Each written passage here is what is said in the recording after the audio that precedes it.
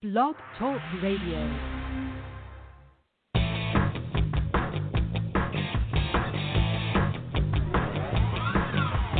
Hey there! Welcome to Big Blend Radio with your hosts, Lisa and Nancy, editors of BigBlendMagazine.com.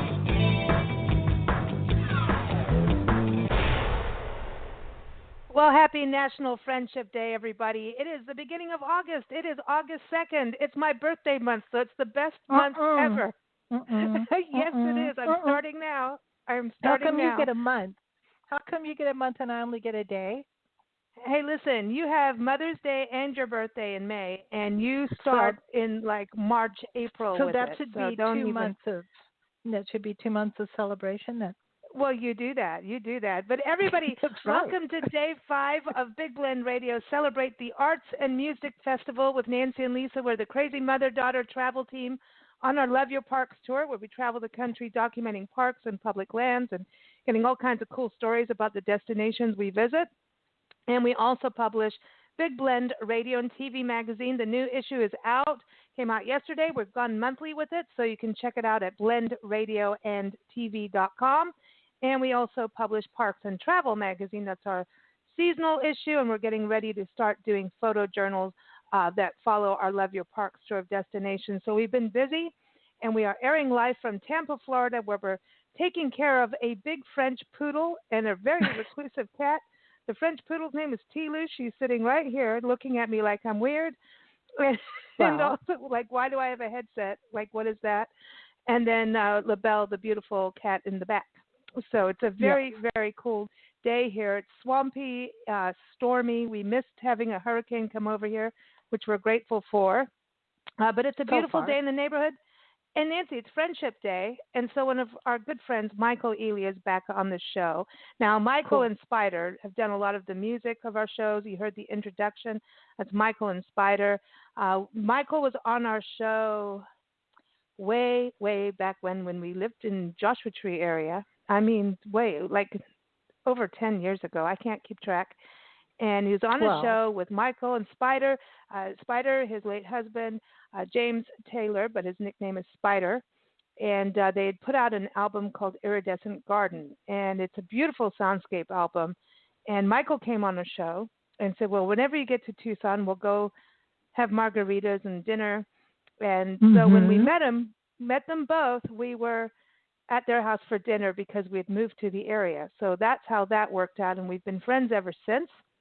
And Michael has done a lot of co-hosting. Michael and Spider have both been on shows, radio plays, all kinds of good stuff. And we've had a lot of silliness and a lot of fun on our shows with him, and very glad to have him back on the show today. We're going to talk about their music over the years and also his music with the Elegant Rabies that he fronted this band in Tucson.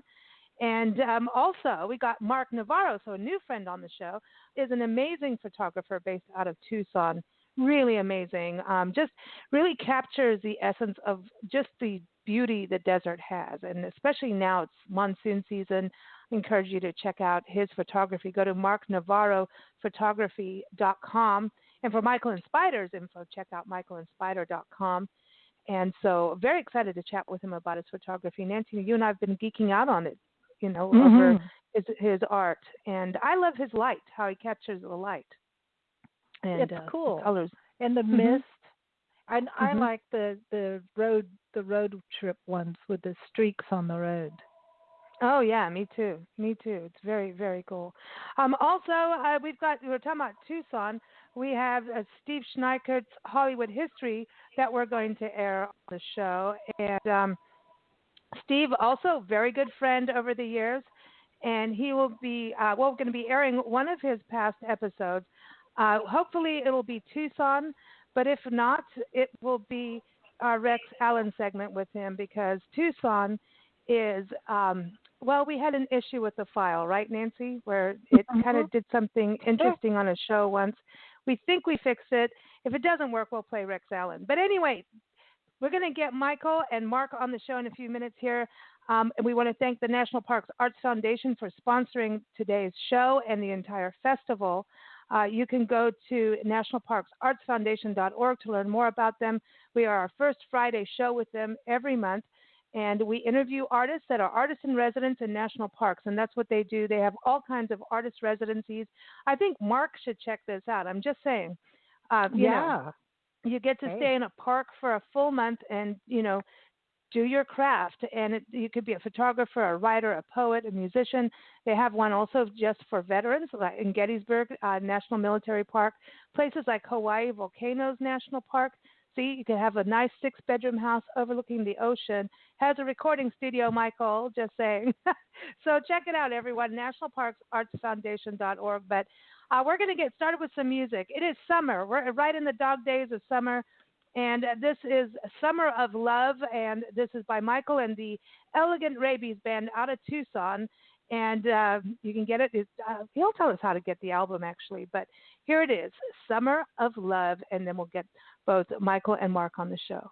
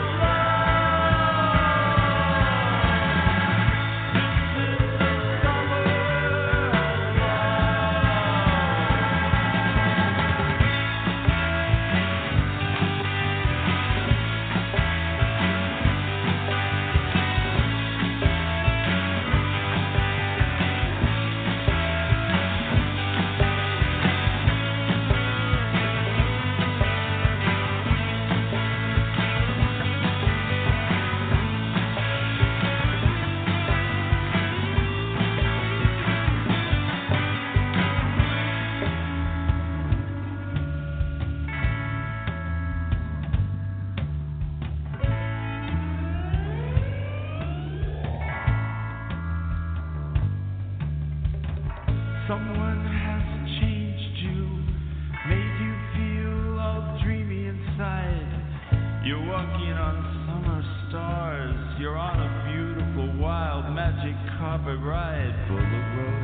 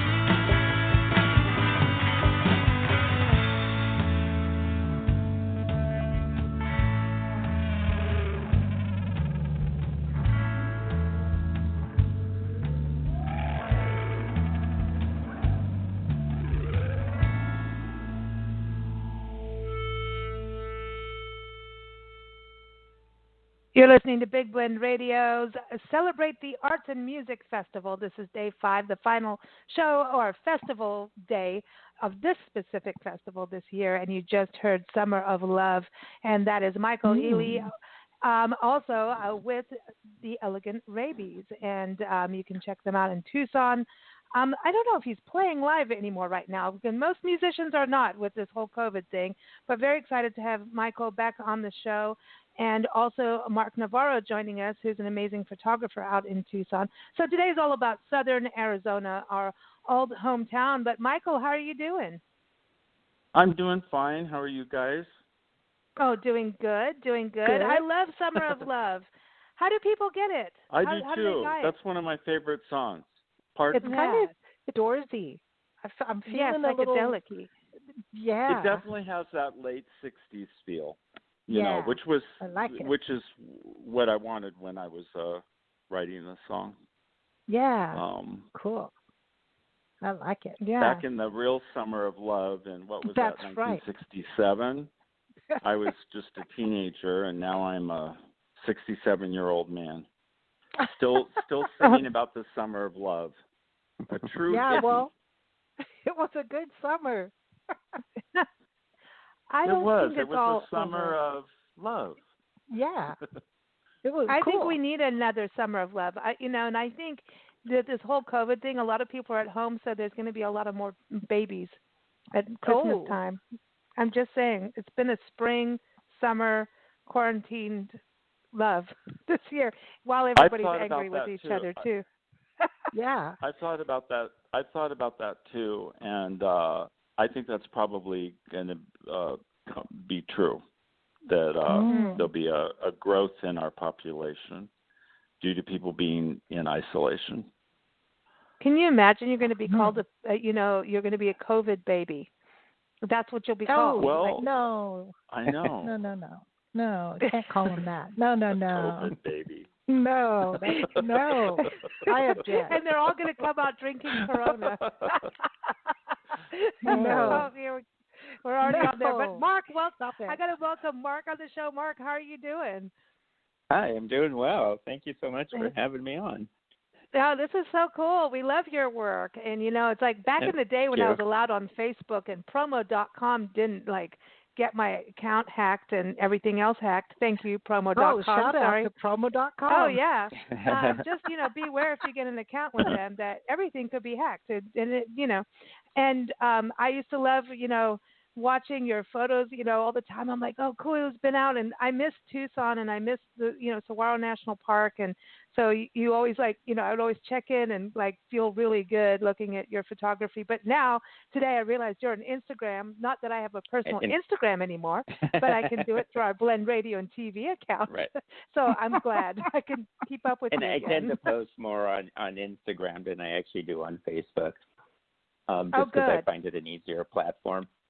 And on Facebook, I don't know. For some reason, my photos get taken a lot. Oh, yeah, because people can download them. Yeah, no, they do. You can't protect them? Oh, that's sucky. Well, also... No, it lets you just copy them. Oh, no way. When you put things up there, they can say it's royalty-free or something. It's... I don't know. At this point, not being on Facebook for a while, I'm starting to like it. You know what? I don't know. It's kind Especially of avoiding the political stuff. It's kind of nice, wouldn't it? Well, the fact that you can't really reach them in any format, makes you want to do business with them.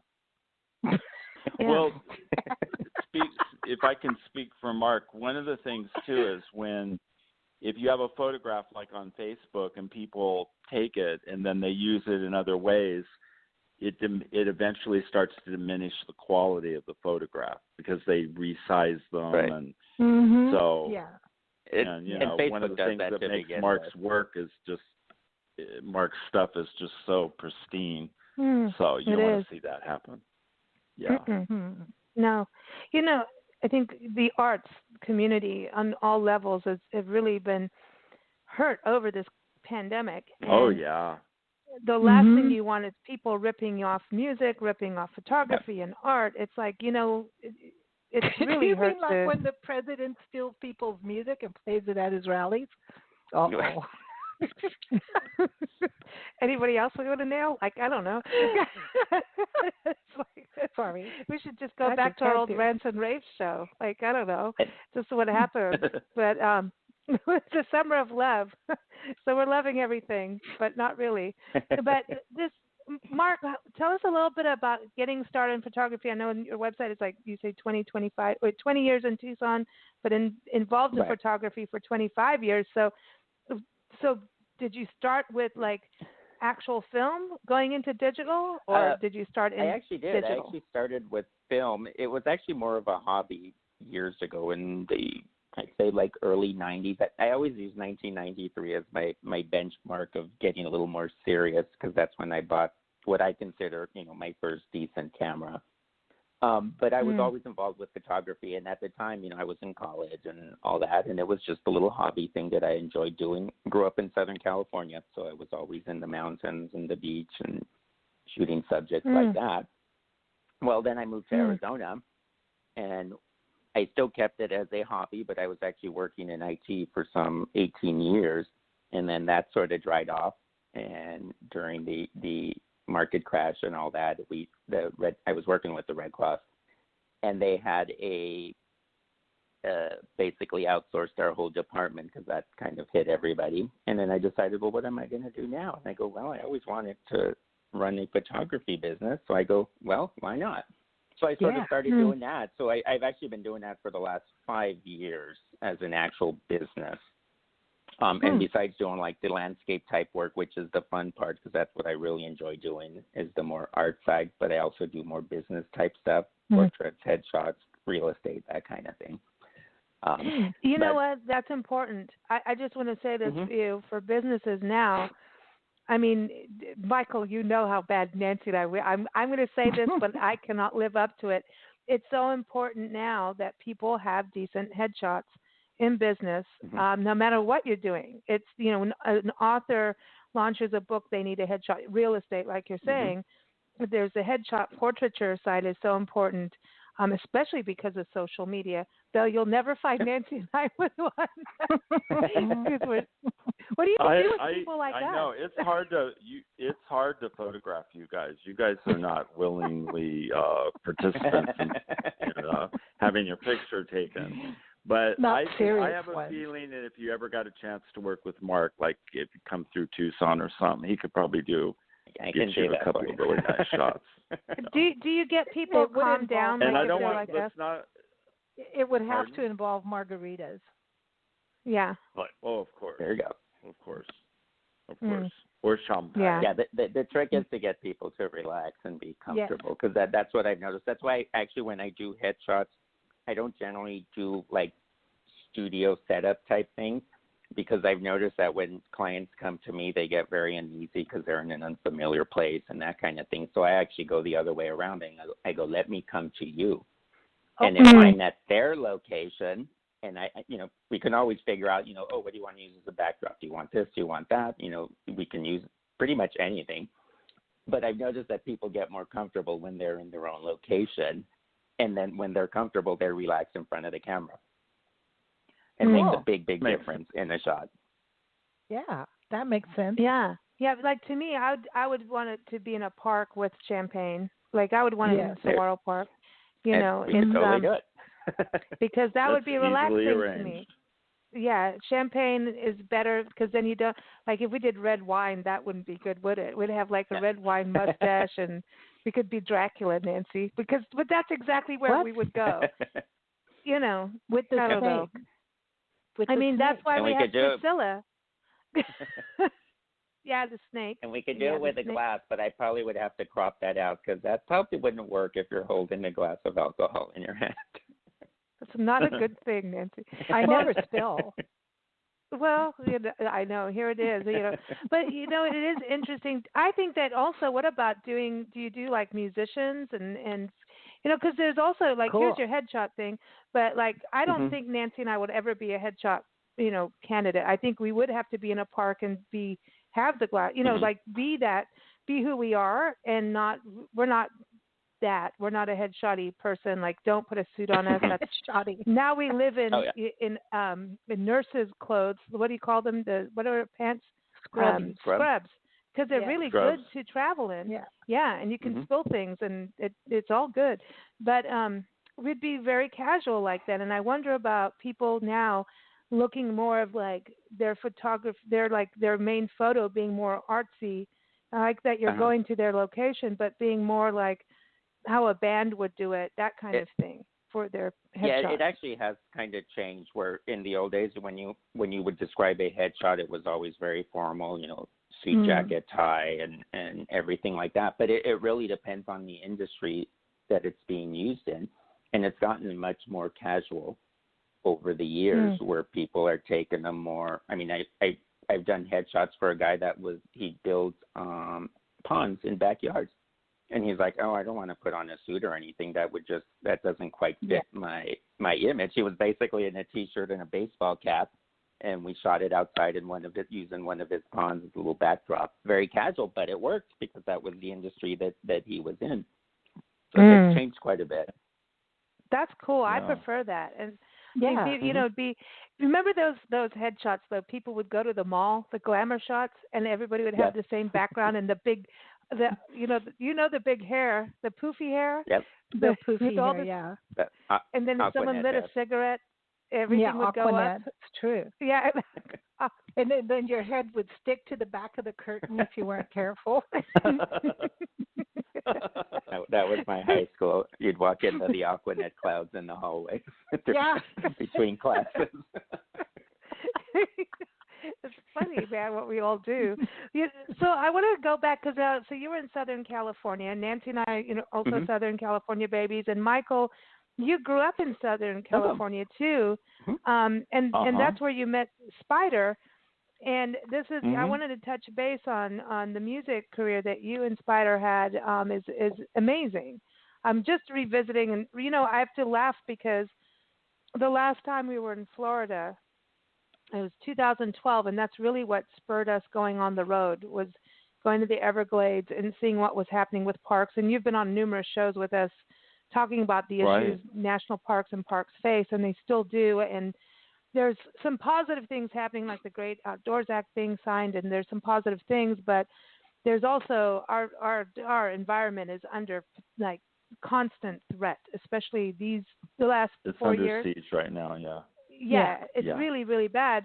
So when we were, I remember driving, we were doing a plant expo, a gardening expo, because that's what we do. And we travel with Priscilla, by the way, which is my birthday gift. So it's almost Priscilla's birthday, and she's our pink sock monkey because we don't want to be photographed. She's become our Instagram girl.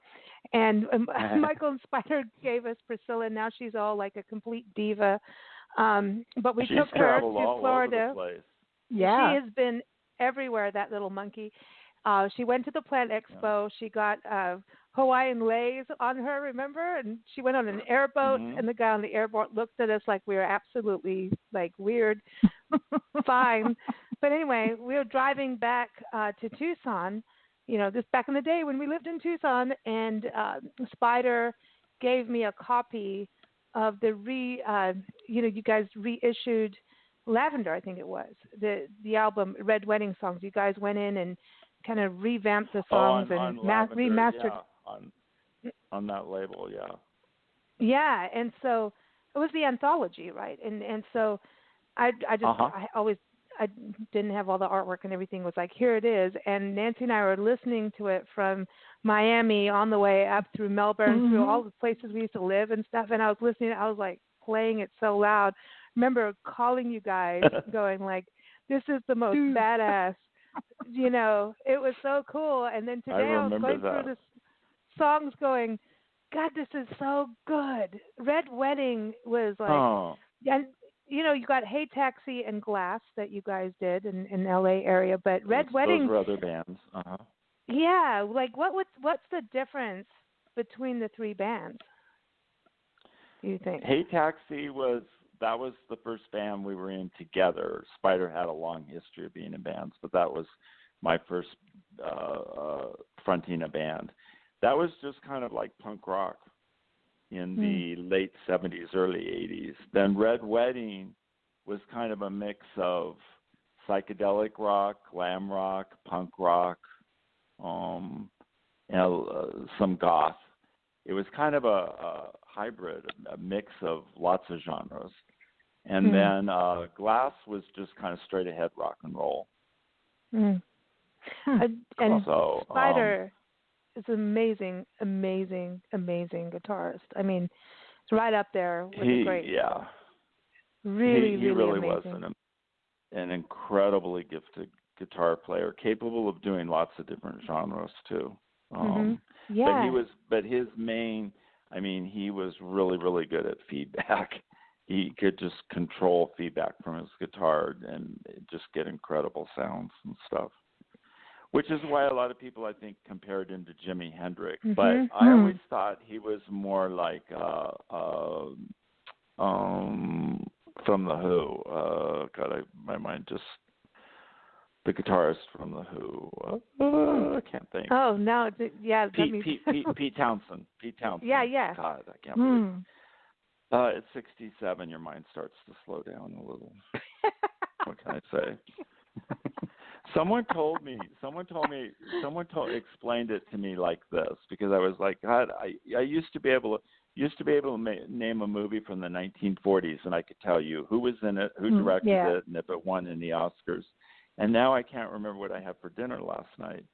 But somebody told me it's because when you're young, if you look at your brain as like a file box, when you're young, you have very few files. As you get older, you keep adding more and more information. Yeah, and I think files. that was So Nancy who told you that. When you reach a certain age, you have to go through a lot more files to get to the information. And my file cabinet is full. I have to toss things out before I can put anything else in. Yeah. Well, I'm just blonde, and that's that. And I'll get all kinds of emails. That's the same as having only one file cabinet drawer. Some of us have 2 or 3 or 4. Oh, Some Nancy, listen, we're going to get emails. You can't say that. Don't, No. I didn't say who, I just said from. No, I just think that every time I take a sip of champagne, then like a file goes backwards. Like that's it. Every time you drink, like it goes to the back. It's kind of that's the benefit of drinking. The benefit. It's like, well, you have more time now that Facebook's gone, so it's really a happy time. But it's interesting going back, to Red Wedding. The music, to me, when you think about all the different genres put in this one, and that's music I always love because it's complex, yet it's so straight ahead, and that's the beauty to me about Red Wedding is that complexity, yet it's not all over the place. It's like a direct sound. You know what I mean?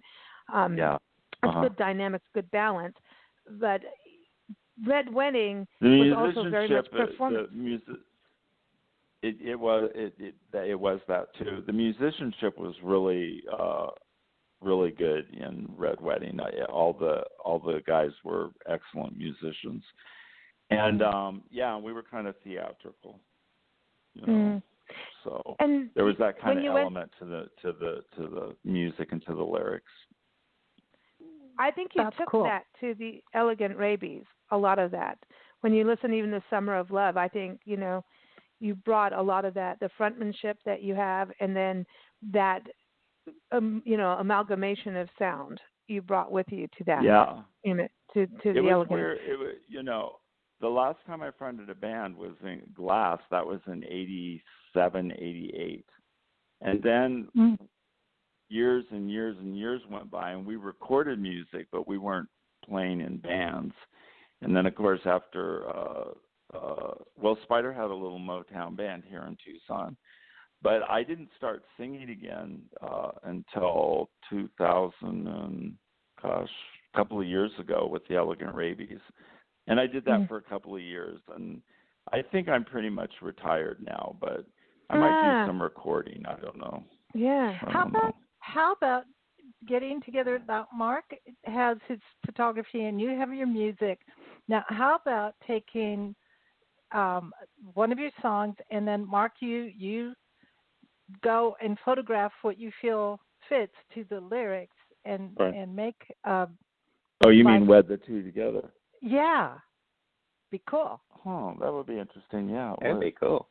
Yeah, Yeah, yeah. and then you can make it That's something we into a could work video. on. Yeah. See, Ooh. Uh, Do you I do think any it'd be film cool. work, Mark, with what you do? Because I know you use Canons on you, which is what I Mhm. well, I've got some Sony and some other things too, but it's Canon is my like it. I've become that. I think it just once it gets under your skin, it does. Except for it's a Mhm. very loud camera. That's the problem. Yeah. It's loud. It is. That's my I one wish they would issue too. silence it. Yeah, we Yeah. should talk to Mhm. them. Let's call It- Canon up and say, could And you silence your cameras? Wildlife and doesn't like it. right, and every model I've had has had the sound is different, and I go, well, if you're doing the shutter speed, shouldn't it have roughly the same sound? Yeah. Well, And why it's kind of interesting. I wonder why. It's got to do with the shutter. So whoever makes the Mhm. shutter for Canon needs to quiet themselves. Ooh. Hush. Hush your shutter. Yeah. Yes. It's interesting, but do you do any film work with your cameras? Because mine does both. Not like professional film work, but I've done short little clips here and there that didn't require a lot of editing because I'm not that versed in like movie editing software, that kind of thing for videos. Well, you but go I've played around with it. You take the videos and photos to Michael's music and send it to me, and I'll make the video. And And then Michael, do you the do video. There you editing, go. though. That'll work. Cool. Michael, you're into editing, I though. don't know. I used to do editing things, but I was using like VCRs hooked up together. I have no idea how to actually on a computer edit stuff. I wish I did. I should learn. I love editing. Well, I always thought editing was a really cool pursuit. We And need to look at that. That's the other thing. We need Yeah, to look at that little iMovie thing that's on our laptops. Yeah. Yeah. Yeah. Yeah, that's cool. there's So- all kinds of things you can do, and I think the editing. Yeah, I mean, Yeah. we now Smoking Caterpillar. We wanted to play that, the Smoking Caterpillar. Okay. So this was. I mean, Nancy made a cool video to that, and it's very. It's a trippy. It's very trippy. It's a trippy song, and it's a trippy video. You can find it on YouTube. Everyone just type in the Smoking Caterpillar, Michael and Spider. That was the next phase where you and Spider moved to Tucson, and then you started working together on composing these instrumental soundscapes, like I was saying at the beginning of the show, like with Iridescent Garden. But yeah, Smoke and Mirrors, which is a good name. Sounds like our politics right now. At the time, I liked the name. But then when you do a search on it, there's like thousands of smoke and like there was a cigarette documentary about the cigarette industry called Smoke and Mirrors, and it's like pages of it. So I actually chose the worst name possible because it's really hard to find us. But a lot of this stuff is on Bandcamp, and a lot is going on Spotify as we speak. So that's how people can find this stuff. See, there it is. Okay, so now you say Spotify, but then also Bandcamp. You guys are on Bandcamp. Bandcamp, and we're in the process of putting stuff on Spotify. So some of it's being re-released from a label called Darla, like the Perfume of Creosote. Our first Soundscape CD just got reissued, and so they have it. And I think Deities is mixed up. Oh, okay. So Deities is up there. Yeah. I saw that on Bandcamp, which is cool. And everyone, again, go to michaelandspider.com, also Mark-Navarro-Photography.com. Okay, so let's play Marcia in Pictures because, hey, we're talking about photos too, right? So this is a good one. I love this song. Give us a little backstory to it. I was at a party and I was talking to a woman a much older woman who was probably younger than I am now. But she had once been a model in New York, and she was just talking about those fabulous days that she lived, being a model and living in New York back in the day. And that kind of formed the basis for Marcia in Pictures. I think her name it wasn't Marcia, but I changed it. But it was Lola. Basically, it was about her. Her name was Lola. No, Sorry. I think it was Maureen. It was a call girl. It was Maureen or something. And I changed it to Marcia. So. Oh, Marcia. Oh, no. But I know. So we're such brats. But when I was a little boy, I had a little friend named Marcia, and our thing was when the toothpaste roll was when the toothpaste was almost gone, our mothers would let us carry around the little remnants of the toothpaste, and we'd squirt little bits out and put it on our finger and put it on our tongue. And Marcia was my friend, so that's where I got the name. I know that's bizarre. Go ahead and That is wild. That's wild, man. That's a wild story. Well, at least your name was toothpaste, and we loved the taste of it. We Oh, always had to breath as children. No, at least her name wasn't Mimsy. Okay. I had to say that for Steve. Oh, who's listening? No, Mimsy. Have you seen the ads for Mimsy and the Lux soap? Stop it. No. Okay. Oopsie. Mimsy? Mimsy. Well, okay. So yesterday, while Nancy's publishing the magazine, I interviewed a trucker that's been in the trucking industry for 60 years, and he wrote his biography, his memoir. Everyone, this will air, I think, the 16th of August. Really cool, because I would be a trucker if I could, but there's no way. Like, I'm not driving a big rig and all that. It's not happening. But I did, you know how we are about the road. It's kind of our lifestyle. And he said that Nancy and I should get a CB radio. Could you imagine? So that I could say thanks to truck drivers that you follow, just as they're like little beacons, Could you imagine this? What would be your trucker names? Well, Rubber Ducky.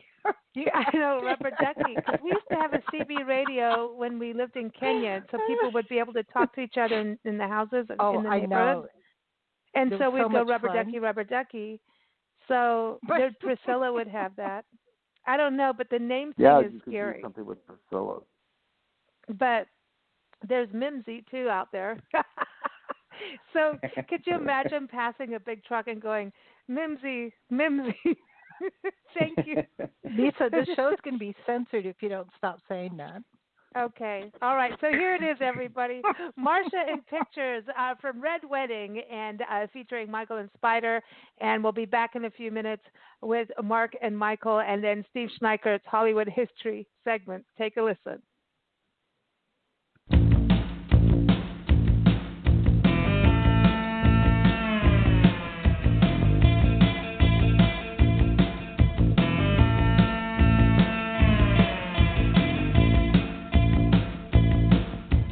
Marcia in Pictures. Marcia was the statue in the manger prior to the war.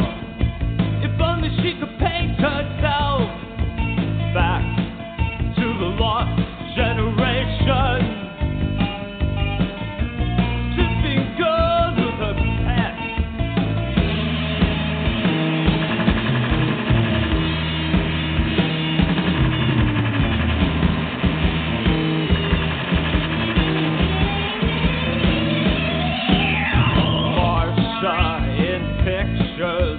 Marcia was the Gladstone hat prior to the pills. If only she could find herself back on drums with clowns on trains. Lassie like Yellow Spring, a pair of legs walking through dying photographs, a pair of heels, kissing the ancient sidewalk. Martian blue, Martian red, boys on wheels, men in bed. 1,000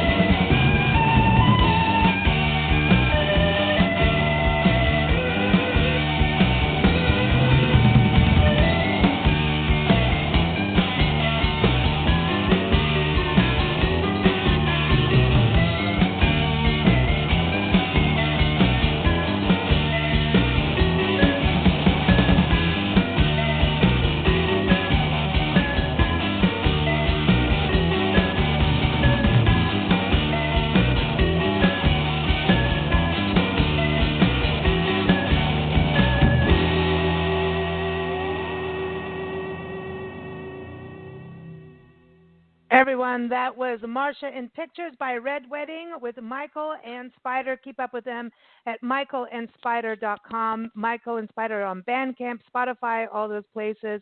Very excited to have Michael back on the show. Also, Mark Navarro. Michael, it is so cool to hear that again. I mean, seriously, I wish I saw that live. I really do. It's really weird for me to listen to because it was so long ago. It was like a lifetime ago. Well, it wasn't that long ago. Not in dog years. Well, dog years, that would be like dog a long years time are ago. worse. Well, in dog years, oh my God. Yeah, but trying to say that that's not true anymore. So it's the like dog years are out. It's like I can listen to that music and it's almost like I'm able to listen to it without being critical of it because it's been so long that I kind of now appreciate it in a way I didn't when we were doing it. I was hypercritical of everything we did and never satisfied. And now I can listen to it and it's just like, oh, that was pretty good. No, it's badass. And I think that's the thing about art is I don't know if any artists are ever satisfied until there comes that point of, I don't think you're ever like totally satisfied, and usually by the time someone's listening to something you did or viewing something that you did or reading something that you did, you're already working on something else. That's what you already did. The fascination is like always working on something new or what's in the works. Exactly. Yeah. I mean, that's the fun part. It's the journey. It isn't the finished thing. Like when you're on a trip and then you finish the trip, then you're like, oh, that was a trip. But the fun is during the trip. It's not at the end. Right. So it's the same in art. The fun is being creative. Yeah. Yeah. So. Yeah. I wanted to ask you. I was really, really painfully insecure back in those days when I was in my 20s, and now I kind of listen to stuff and I look at pictures and I think, why was I so insecure? But it's just who I was, and maybe that's why I created the stuff the kind of music I created was because of that. I don't know. It's like what came before the chicken or the egg.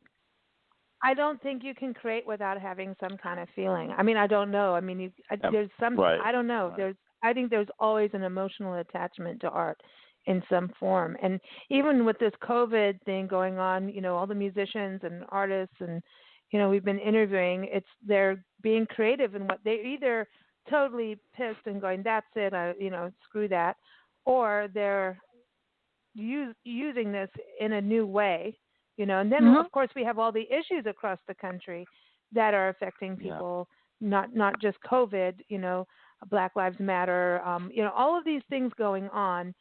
And so I think that that brews creativity, because I think the creative arts have always been the truth keepers. That and good journalists, ones that are honest, have been the honest ones that tell history and tell what's going on, and the arts connect with people directly about what's happening. Because the artist, no matter what form, connects with people or is a recluse watching what people are doing. You know what I mean? It's kind of an interesting balance. Mark, for you as a photographer, that whole question of when is it ready to go out? There's a lot more to photography than clicking, snapping a photo, and that's something I wanted to talk to you about. Was now we're in this world where everyone's on their phone taking photos and selfies, and a lot of the phones really do have good cameras and really good cameras. I've seen stuff that I'm like, wow, look at really that. Really good. Yeah, really good. But there's still composition. There's still all of that. There's years that go into taking a good photo and then putting it into an art form from there too, not just the composition and the lighting and being disciplined and using a tripod. But maybe learning how to hold. I call it bingo wing photography, where the elbows are way out and they look like an airplane holding a little phone, and they don't understand why the photo's blurry. It's like, I'm a big endorser of tripods. Yes. I Well, yeah. use that all the time, but it is. There's so much work behind a photo, and what I always find interesting is somebody looks at one of my photos and they'll just go, "Oh wow, that's like such a great photo," and then sometimes I'll sit down and do this whole explanation. Well, here's what I had to do to get that photo. You know, I had to park here. I had to hike in. I don't know how far, looking for a spot, Get up at waiting 2 in the for morning. the sun, and you do this whole thing of, you know, is it going to work or is it not going to work? My big thing all the time is I always say it's like, you know, 85% of getting a good photograph is just being at the location, because if you're not there, you missed a shot. And what about Agreed. later in the lab when you take it into Photoshop or whatever? There's work to be done there as well. That's actually more of a creative part of the creating a photograph than the actual taking the photo on location, because you have so much more creative things that you can apply, especially with the software now. Yeah, you could do great things. Do it. That's actually really cool. Yeah. And let me just throw in though, you can have the best camera and you can and the best programs that you can apply to a photograph. But to begin with, you have to have an eye. Yeah. You have to have an eye for photography. I can stand right next to Mark and take a picture and it's not going to look anything like his. It's just the angle. It's just the way certain people see things. You got to get down. Yeah. On the ground. Yeah. Or you got to get up. I know. I've had that lesson. Well, no, because a lot of times people go, they think that if they buy a good camera, they're going to have good photos. And there's people like, if I take a good photo, they'll go, oh, you've got a great camera. Right. And I'm like, I'm going to punch you in the face right now. You know, I'm not going to punch anyone in the face, but you know what I mean? It's like, it comes with practice and taking so many photos, and that's the beauty of digital now, is that we are able to practice a whole lot cheaper. It's more than practice. Yeah, it's okay. Go ahead. No, when I used to shoot film way back when, and I remember that I would have like a roll of 36 shots, and I'd be somewhere like Yosemite or something like that. I was very precise in how, you know, what I was going to take, because I was like, I only have like 36 images on this roll. Yeah. And I would take like one shot. Once in a rare while, I would actually bracket my shots, and it's like, I'm going to have to do 3 because I really want this one, and I wanted to make sure it comes out just right. But when digital came out, all of a sudden it became, I had a hard lesson to learn when digital came out, because all of a sudden it's like, I could fit like 1,000+ photos on a chip. And then I started noticing that my photos were looking more like snapshots. And I go, I'm not thinking the same way that I did with film. And what actually forced me to do that is I started putting the camera on the tripod, and I forced myself whether I needed it or not, because as soon as it's on the tripod, I have to look through the camera, and I'm really thinking, okay, what am I focusing on here, and what am I trying to do? Exactly. There's a difference between snapshot, that's what they call it, snapshot, snap judgment, as opposed to a piece of art. And there's a difference between AF and MF. Lighting, but you have to have, I'm trying to find the word, empathy for the spot that you're in.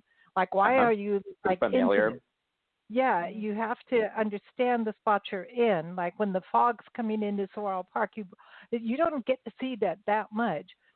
So then you go there and you know that, and so you have empathy for that, because that's cool. You know, it's not just, I happen to be here and snap. Yeah, you have to be familiar with the areas. And whatever the subject matter happens to be, not necessarily landscapes, but whatever it is, be very familiar with it.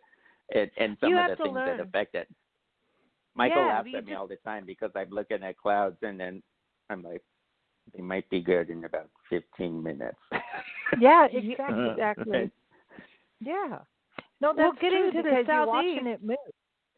The southeast now, like going from being in the desert, I'm used to Nancy and I getting up at 2, 3 in the morning, driving somewhere way off, waiting for that, the different stages of the sunrise. There's like all these stages, and then is there clouds, is there not? All of that stuff. Yep. And then you just, at 6, 7 in the morning, everything's risen, everyone's happy. Nancy and I are going, let's have champagne and brunch in the park, and people are just waking up. We're like Sorry, we're happier than you right now. But it's that. But then when we got to the Southeast, and then I've had to learn this lesson like 3 times, like really. Natchitoches, Louisiana was the biggest lesson. We went to go to Kisatchie National Forest, and I have to do a lot of fast photography. I'm not a photographer of art and all of that. I'm documenting, and yet that needs to still be good, still have composition. Yeah. But I have to move so fast with what we do.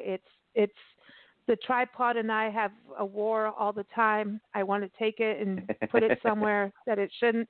But I agree with you about it. You have to be one with it. I'm trying, and I'm trying.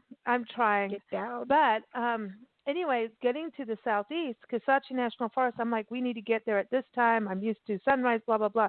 Oh, no. It is, I mean, even just driving into the Southeast this last time, we do a lot of car camping on our way on these big trips, and it was like 2, 3 in the morning. We're driving out of Blossom, Texas, after sleeping next to truckers in a picnic site. Anyway, we drive out, and you could tell we were heading into Arkansas, and that we'd gone to the swampy east side of Texas because of all the mist and like this. It wasn't even, you can't even call it. It's just like swampy. It's the creature from the Black Lagoon's coming out at any point. So you get these big buckets of mist, and you can't see. You get out of the car, you try to do your car. The camera's in, air conditioning. You go outside, everything's misting over. It's like mist over. I think it's the humidity. And then the humidity is so thick here. I've had to just kind of adjust and learn that your sunrise time is not that. There's no dryness. You sweat, and so the tripod is your friend because you're sweating. You're not holding the camera that well. So it's a very, you have to learn your area. And you need to take the shot, though. You do need to take the shot because if you don't come back through, you're screwed. But well, it's an interesting thing. I have to tell you, when Mark first moved in here, I thought, oh, cool, he's a photographer. He's going to be wanting to take my picture all the time. I have all these really great photographs. He does take a lot of pictures around here of Frappy, my dog. Cool. Yay, Frappy. Everybody loves Frappy. Frappy could fill a whole portfolio album of photographs. Well, he's so cute. I generally, with people, I generally don't just point the camera in their direction and just kind of go, snap away. I usually let people ask me to take their photo. We're phone quality. We're in the same place, but we're in separate rooms. Who do you think Frappy's with right now? Me? Oh, see, no. Now he's in the Frappy mode again. Frappy is the star of Facebook. I do miss seeing Frappy's photo. I really do. I do. He is cute. I do miss Mr. Frappy, the Frapster. Now, I think Frapster should meet T-Lou French Poodle. That would be Poodle, very, very, very high very class. exciting. Yeah, that would be very cool. But listen, guys, I want to play Smoking Caterpillar, but also Steve's Hollywood History on Tucson, I'm hoping will work. If we don't get to do that, it'll go to Rex Allen, which is around the corner from you in Wilcox, this whole, the Western history of. And Tucson has this amazing, to me, which it's just this amalgamation of cultures, and that brings out the best in the arts. How are you feeling right now for it? I know when the Elegant Rabies came out, Michael, music was really thriving in Tucson. I know COVID's probably really put a damper on the live music scene. It's really, really screwed up for bands right now. It really is. Because, bands, it's not just about writing music, but it's like working the music out on stage, and the audience plays a part in the creativity and the energy and everything. And so everybody's just spinning their wheels and having a really hard time being, you'd think I have all this time, I can write all these songs and stuff. But the musicians I know, it's almost like they have writer's block right now. There's so no what feedback. I tell them is there are times to be creative, and there are also times, equally important, that you just live life. And maybe this is one of those times where we just got to get through this and live life. It's like the world isn't passing anybody by because we're all here in the same boat. So when this is over, we're all starting right where we left off. Nobody's gone ahead. And I think we're going to have unmasking parties. What? Like unmasking, like when it's all over, and then people will have bonfires and throw their masks in and burn them. Oh, happy I'm day. throwing my bra in too. Oh yeah, bras, panties, and masks. I know, that's it. Anything restrictive is going in. I love it. I'm going to get in so much trouble for saying some of the things on the show today. I know it. And everyone, please, I didn't know about that one word. Like I did, but then I've kind of forgot because I kept saying it so much. Nancy's sending me emails during the show. What word was that, Lisa? No, I'm not falling for it, Michael. But it begins with an M, like your name. It's like, no, I'm not doing it. Dude, stop. I'm not. Nancy's emailing me. Look at it online. Look at it. This is what it means.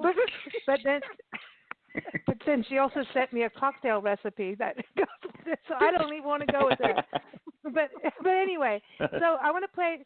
Okay, so the art scene too for you, Mark. I mean, in regular times, how is Tucson in regards to as being a photographer?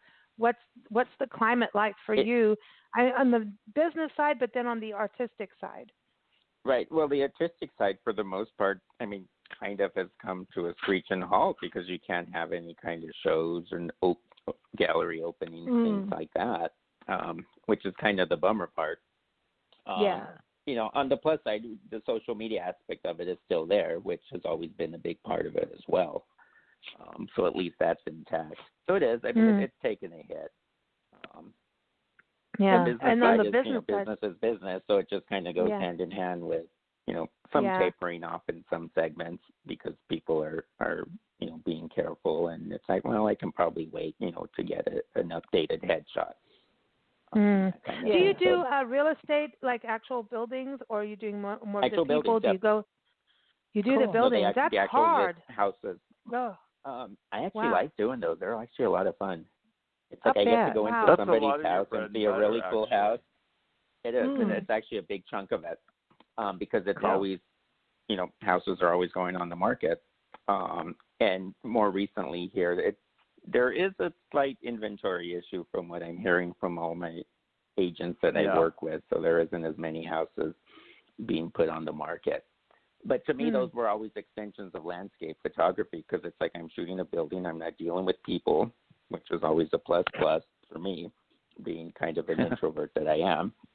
And, they usually let me into the house. I kind of roam around the house, take all the photos, and do everything I need to do, and off I go. And it's kind of like an accent, I think, there's the real estate side is very interesting to me because I think now a lot of people are wanting to be, I mean, I know like when we were sheltered in place in 29 Palms, back where we lived outside Joshua Tree at our friend's bed and breakfast, she was selling it. And we were supposed to be there for a couple of weeks, and 3 months later, sorry, Jerry, we're still here.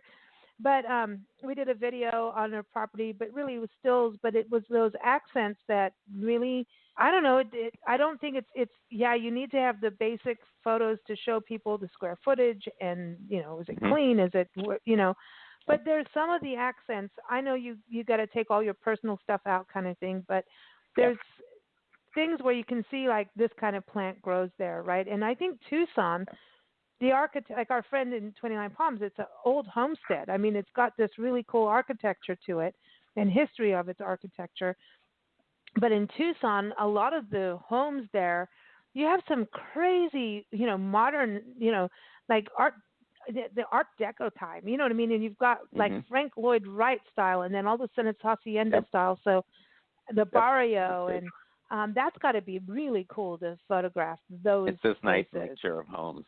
I love doing the really unique, quirky homes, and then a lot of times I get sent to the houses that are the manufactured homes that it's like, oh wow, it's like a sterilized white interior with no character whatsoever.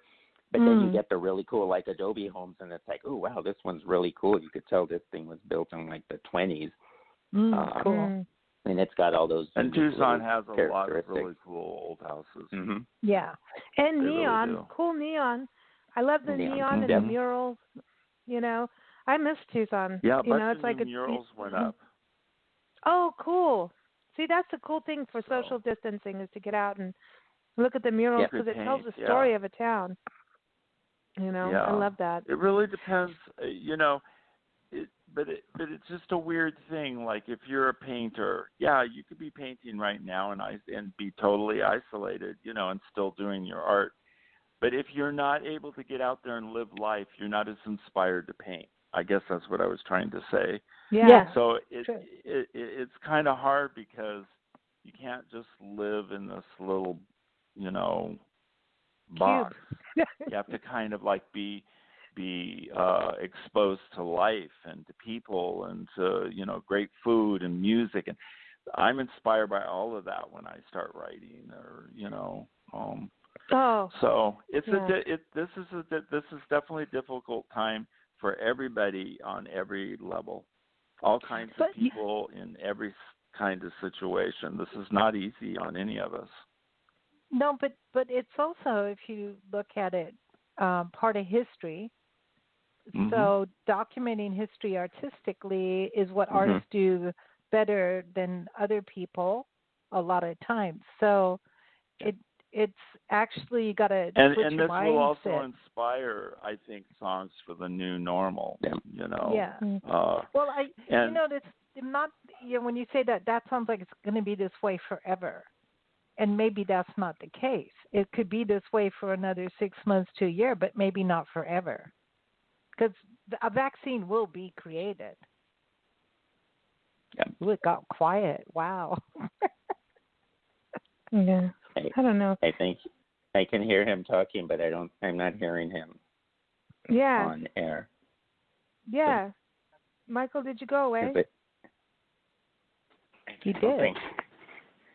Oh. But hopefully he'll come back. I didn't do it. I'll let him know. I'll let him know that he got disconnected. I don't know what happened there. No, I can hear him. Oh. Michael laughing. I can hear him. Call back in. I don't know what happened there. But anyway, listen. He's calling back in. Okay, good. Listen, Michael mentioned food, and that was one thing I wanted to get back to. Is it's an important thing, food. Wait, hold on. Michael, are you back? I didn't know I ever left. I don't know what happened. I was going on and on about masks and how they can be very fashionable. I could barely hear him through the wall, and I was like, I hear him talking, but I'm not hearing him on the show. Okay, so listen. Okay, I was on quite a rant, you guys. You were doing a rant on masks? Oh my gosh, and we missed it? Are you kidding me? Oh well. I was just talking about how fashionable they can be. I know. Well, why don't you write a rock opera on the mask? On mask. I know you're always man. Yeah. You think the designers would get in on doing these? About this time. Like nobody would be on stage. It would just be one big mask after another. Singing. A bunch of singing masks. But Mark, what are you cooking tonight? I'm not sure actually. I know. What are you cooking tonight? Oh, it's on Michael now. Oh, what are we having for dinner? Yeah, Lisa, what are you cooking? Important. We're having tamales. I'm making. Oh, are you kidding me? Cool. No. That's mean. But that's not mean. from scratch. I don't care about tamales. I do Lisa, like what are you tamales. making for dinner? I'm making avocado salad because that's about all I know how to make. Ooh. But they have really good avocados here in Florida. You ever had avocado what we had that was really, really good that you wouldn't think would be good? It was sliced avocado with slices of grapefruit. Oh, and God. It was absolutely with a little refreshing sprinkling and of delicious. lemon. Ooh, you know what would juice. go really well with that, Michael? Some slices of jicama. Jicama. Oh, my favorite. I know. I've Michael never loves understood jicama. the thing about jicama. It's like it like literally has no flavor. It's does. Like chewing like a wad of wax. No, it's tree bark. No, it's like a ground apple. It's a ground apple. No, it's not. No, it's not. It's just a big old hard turnip. No, it's not. No, Flavorless it's watery. turnip. Okay, you guys. All right, so we're gonna I play. feel the same way about water chestnuts. Okay. Well, yeah, Ew. those I are feel the same just way. that's just a Those are bubble gross. of Tasteless. water. Yeah, Useless. it's like I don't. Unless Palm you hearts. put them in the right kind of water. Like, if you put them in a cocktail, they might taste good. All right. Yeah, maybe. Yeah. Okay, I'm gonna try and play Steve's Hollywood history for Tucson. Okay. Right on. We're gonna close. We're gonna close with Smoking Caterpillar, but stay tuned. Okay. Just stay with us, guys. Let's see if we can do this because I know you're gonna appreciate it because it's Tucson and it's Steve And in his Hollywood we love history. Steve.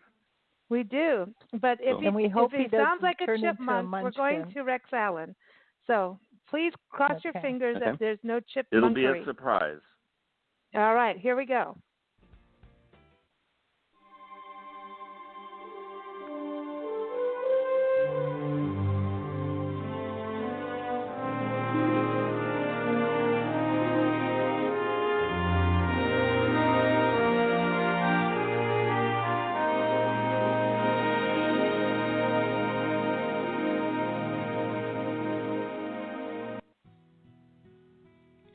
Tucson is a city in Arizona's Sonoran Desert, surrounded by multiple mountain ranges, including the Santa Catalinas. Home to the University of Arizona, Tucson has many vintage shops, nightclubs, and restaurants on 4th Avenue near the campus. For the past 100 years, Hollywood has made Tucson its home on and off, filming at least 81 movies there. People, for the most part, think of Tucson as a cowboy town, and that the movies filmed there are only westerns, cowboys and Indians.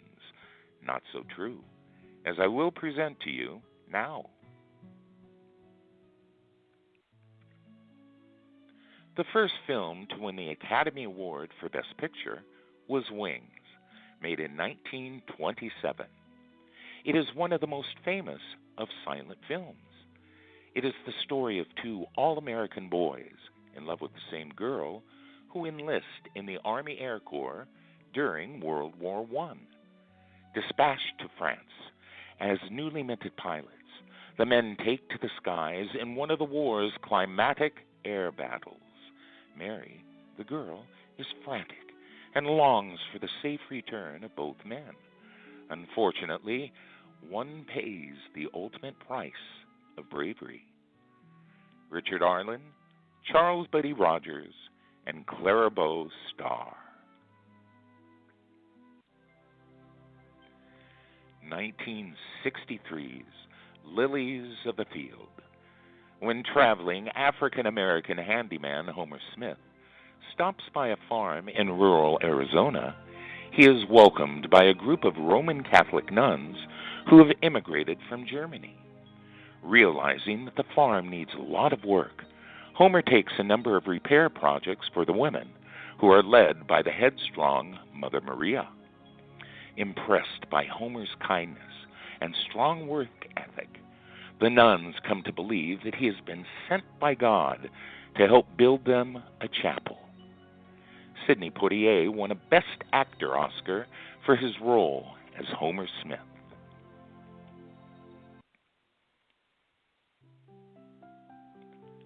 A Star is Born, 1976, stars Barbra Streisand and Chris Christopherson. A rock star on the decline, John Norman Howard has given in to drugs and excessive drinking. His music has suffered as a result. Wandering into a club one evening, John watches singer Esther Hoffman perform and is smitten. The two begin dating, and soon John lets Esther take the spotlight during his concerts. However, even as Esther finds fame and success with her singing, John continues his downward spiral. Both Streisand and Christopherson won Golden Globes for their performances, as well did the film. Streisand also won her second Oscar, Best Original Song Evergreen, composed by her and lyrics by Paul Williams.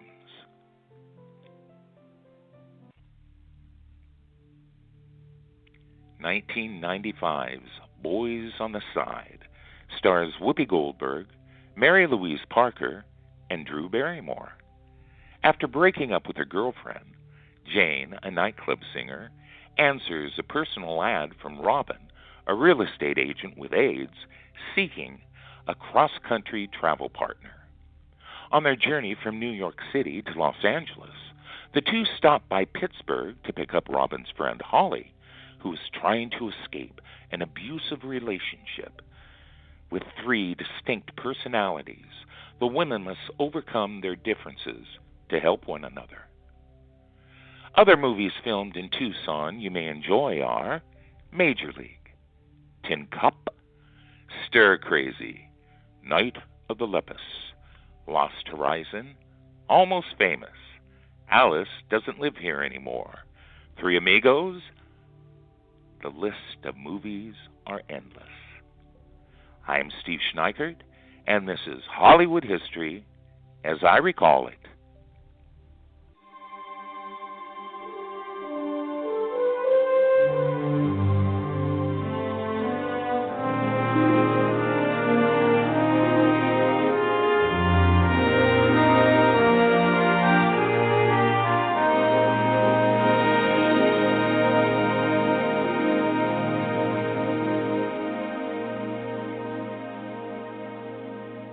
How very exciting. We finally get to air that. It worked.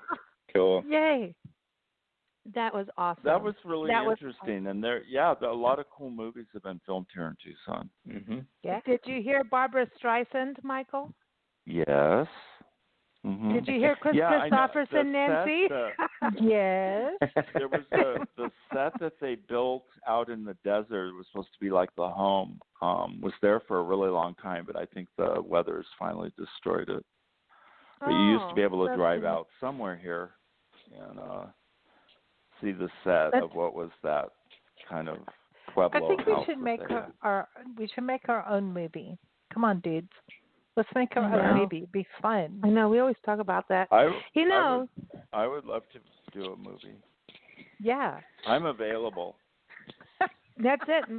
Everybody, 1-800-Michael. I have my own hair and makeup people, so I'm ready. He does. He does. He's got his own photographer. He's got Frappy. I don't have hair, but I have hair people. And they have tamales. And they have tamales. That's the most important thing. Tamales. I want a tamale. Tamales and enchiladas. But the movie, Tucson is like considered a hot spot for cuisine. Like we're a destination now. A UNESCO Seriously, heritage it's a site. destination You're a now. UNESCO heritage site for food, gastronomy. Yeah. And Incredible. it is really the food is amazing. You can get it from all cultures. Yeah. Really good. Everyone go look at Mark's website, Mark-Navarro-Photography.com, and look at that curry and tell me you don't want to eat it. I mean, it's like you want to stick your face in the bowl and slurp it up. You do. But the movie Boys on the Side, I watched that when I lived in Florida. Very weird connection right now about that. Florida and Tucson. And I remember watching that going, I want to go to Tucson because I loved the scenes in Tucson. And I'm like, where is that? That looks like Kenya to me. Like, that's my route. Yeah. And then, that one where they have the festival and the dance and stuff, that's right there at the Tumacacori Mission. Mm. They did it at Tumacacori? So cool. I didn't know it was at Tumacacori. And we lived right down the road from it, or up the road. They have towards the end of the movie, they have like a dance, and they have banners and flags and tables and things, and and the Mission's right there. It's all lit up. Quite. Have you ever done the Christmas at the Mission, where they put all the luminarias up at Tumacacori? I've always wanted to go, and we were there one year. It was so packed we didn't get in time. And it's just one of those amazing events. But, Tucson is so cool. I don't know. So cool. It is. And I don't know right now, like, what we'll be able to do when, I know. We've talked about, like, we may be just carving pumpkins alone and celebrating Thanksgiving alone and, Christmas. And it might be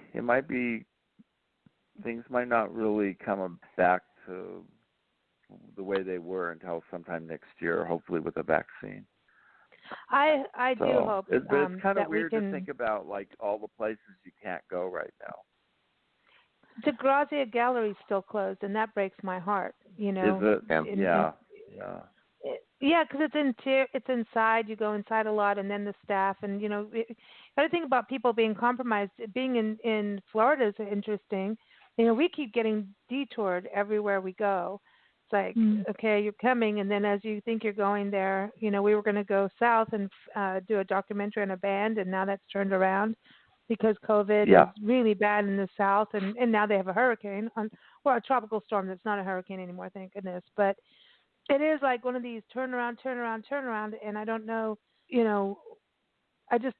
we really do all have to work together, and I don't see the corporations always doing as much as they could. Some are not. Yeah.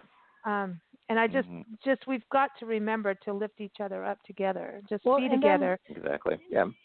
Elections are coming listen up. To science. Yes. Yes. And science.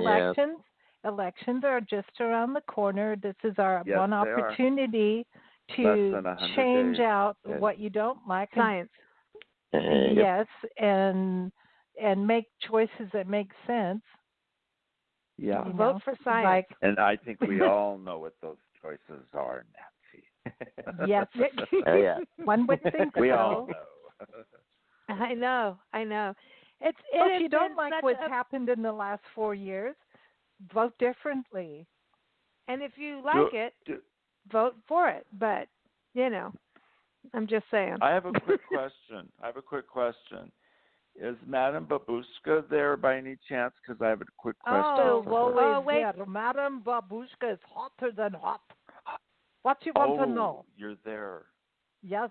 Madame Babushka, we have a toilet in our guest bathroom, and every now and then it flushes itself by itself. Now, we figure it's some kind of ghost. Are you picking up any spirits, or is there a message that we're not receiving? We don't understand why our toilet keeps flushing itself. Because you don't flush it when it wants to be flushed. Flush it.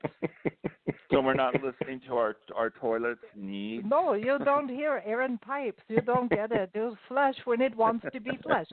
Flush before and it won't flush. Mama Babushka, I have a question. Seriously. On you that. Call me to talk toilet? But Mama Babushka, do toilets, could it be possible that the toilet wants to be brushed a little bit more often? The toilet is talking about stuff it doesn't like. Oh, flush it. Okay. Flush it once a day. Flush just it to more see. often. Just flush it. And whatever cleaner you use with the chemical, stop. No more. And now, a butt pan moment. Butt pan! Butt pan! Butt pan! Butt pan! Butt pan! You're a butt pan! Oh, you dare flush Mama Babushka, you're all in big trouble. Oh my gosh. Listen, the butt pan rules. So much trouble. I love the butt pan. Okay, Smoking Caterpillar. So much for a 35-minute interview. Smoking Caterpillar. Play that and close the show with that. It's been such a pleasure having you both on the show and a serious amount of fun. Thank you for having us. Thank you so much. We'll get some positive emails and some that are going to yell at us, and some will say, never say the You know what? So, let me just say the lady this. word again. I learned this. Let me say something I learned a long, long time ago. You are nobody unless you have people that hate you. Exactly. And Barbara you want Streisand people says to that love too. you, but you also have to. You also have to have people that hate you to be somebody. Think about it. That's right. It's true. I think hatred is a pretty strong word. Yeah, well, people have a lot of hate going on right now. You elicit a passion in people that isn't always necessarily a positive one, but there's something about you that's an element of, that's why people argue about art, what's good art or what art or they what shouldn't. they don't No like, one should argue about what art. What they don't like is just as important as what they like. No one should ever argue about art. You can't. You can't, unless it's Taylor Swift. Can. Then you can. Yeah, you can. You can argue I that. agree. It's terrible. But anyway, okay. So Smoking Caterpillar. Yes. Here we are. You know, hey, you Love guys you could be in guys. Tucson and we're in Tampa and we're Right. still silly, but we're going to close with Smoking Caterpillar. Anything you want to say about that, Michael, before we go in to playing that and I close just the think show? it's one of the most beautiful, magical. We were trying to musically interpret that whole scene with the smoking caterpillar, and I was just picturing beautiful, lush ferns and giant mushrooms and the cloud of smoke and something very mystical. And Spider's guitar does it all. So, but in the beginning you hear crickets and little things it's almost like a rainforest. Yeah. Kind of like where we are in That's how I Tampa picture right it. now. Right. We have giant Exactly. mushrooms. You're in. We have. Then yeah, totally opposite here. It's hot and dry. Yes. So here it is. We're going to play the Smoking Caterpillar. Everyone, again, michaelandspider.com is the website for their music, and also Bandcamp, Spotify, all those places. But also go check out Mark's photography at Mark-Navarro-Photography.com. He's also on Instagram and that place called Facebook that doesn't exist to me anymore. But here it is, the Smoking Caterpillar, and go watch Love the you video. guys. Nancy May, we Thank love you you so too. much. Hey, here's Thanks, to friendship, guys. everybody. Bye. A toast to friendship and a toast to Start Spider, working too. on that movie. Get those pictures Yeah. and your music together. Come on, dudes. Do it. That's Do it now. Otherwise, Let's do we'll it. call Mama Babushka. All right, Oh, here boy, it is. not her Smoking again. Caterpillar. You guys Bye. take care. Bye. Bye. Bye-bye. Thank you. Thanks, Steve, for the Hollywood History segment. We're so cool. That is so cool. We finally get to air it. It's like awesome. We love you, Steve. We do. We do. We love Steve. He rocks. Bye, everyone. Thanks for joining us on Big Blend Radio.